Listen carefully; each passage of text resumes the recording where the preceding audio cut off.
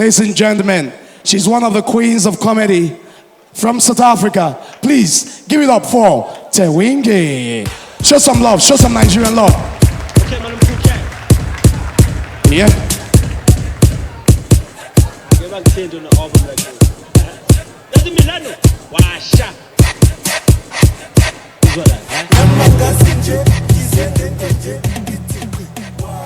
Wow. Hello, Nigeria. Wow, so many of you came out to see a comedy show. You are complaining about your current economic situation, but you have money for jokes.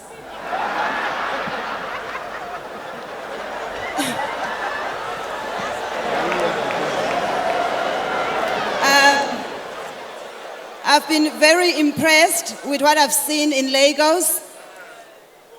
It's very nice, it's very refreshing. I'm from South Africa. And you know our men are lazy. So it's been good for me to see black men wearing suits and going to work.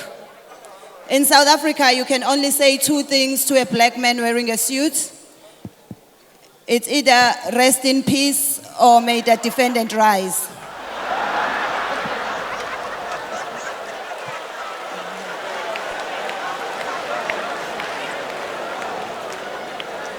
But fortunately, I was raised very well. I come from a very strong Christian background. When I was growing up, my mother told me never to ever marry a man without a professional job, because the best time to have sex is when your husband is away on a business trip.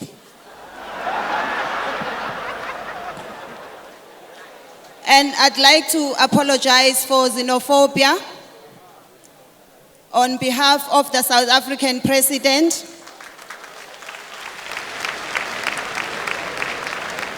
I'd like you guys to understand that the president has nothing to do with xenophobia. The word is too big for him to understand what it means. He can't even read numbers and you expect him to understand xenophobia.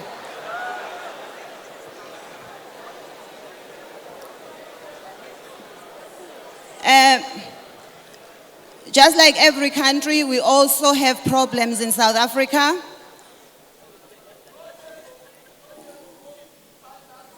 I married a white man, and it's not my fault. I blame my mother. She told me not to play in the mud. And a lot of my friends like to tell me that I'm a sellout. I'm not. I just prefer my man with a good job and a good credit record. And that is hard to find from South African men.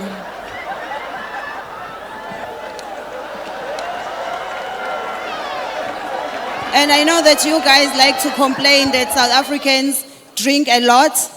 It's also not our fault. I blame the white people. It's so refreshing to be in other African countries where there are not many white people.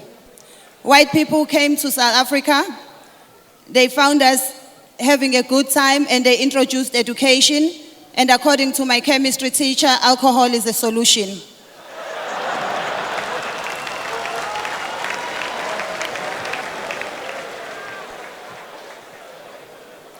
But we are trying to live together.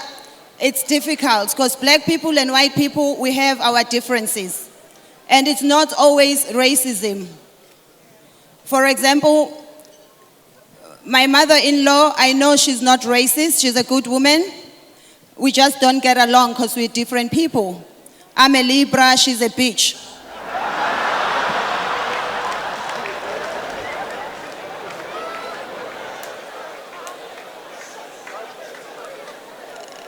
There are many things that they do which I don't understand. For example, our white people work hard, make a lot of money, buy beautiful houses, and when they get time off from work, they go camping. We don't do that. I'm sure if you guys feel like sleeping on the floor, you just visit your cousins in Wari.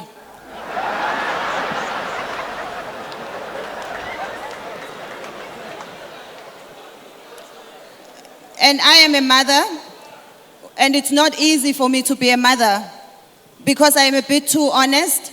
So sometimes I find myself shouting at my son, calling him a son of a bitch, and then I realize I'm the bitch here. Which is why I sent my son to school in England.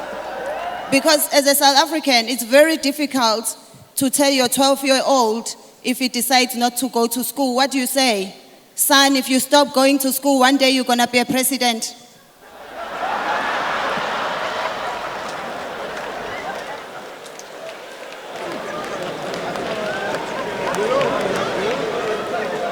And it's very nice to see Nigerian men.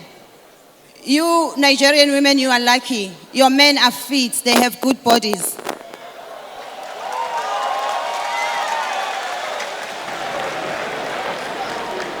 In South Africa, our men are too fat. Sometimes when I look at some of the naked Zulu men, you don't know whether to throw him a baby shower or to buy him a bra. We are even campaigning.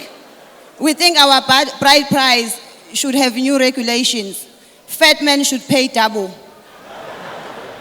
Because even at toll gate, a truck pays more than a Mini Cooper.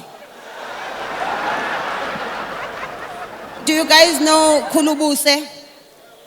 President Zuma's son, the fat one.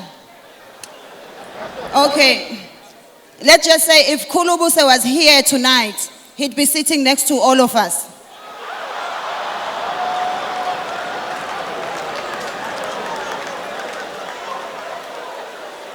And then you get a man like Kulubuse asking us for favors that we reserve for men with 6 packs.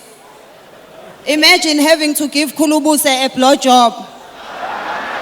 It doesn't work because you have to wear a helmet so that his stomach doesn't hurt you.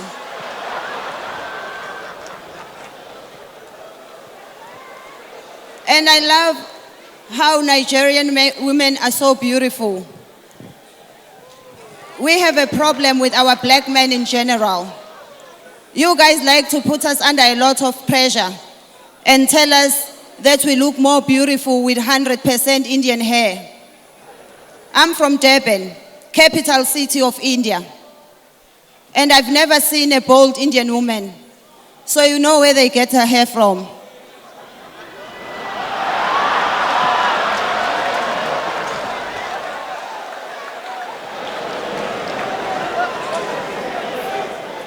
And I think as black women, we are beautiful in our different shades and different shapes. Which is why I would never waste my money going for surgery in order to improve my looks. I love myself the way God created me. For example, if you can look at me properly, my breasts are not the same size, and I'm okay with that. Because it means I can sleep with men who love big breasts and I can sleep with men who love small breasts. If you love big breasts, you play on the left. You love small breasts, you play on the right.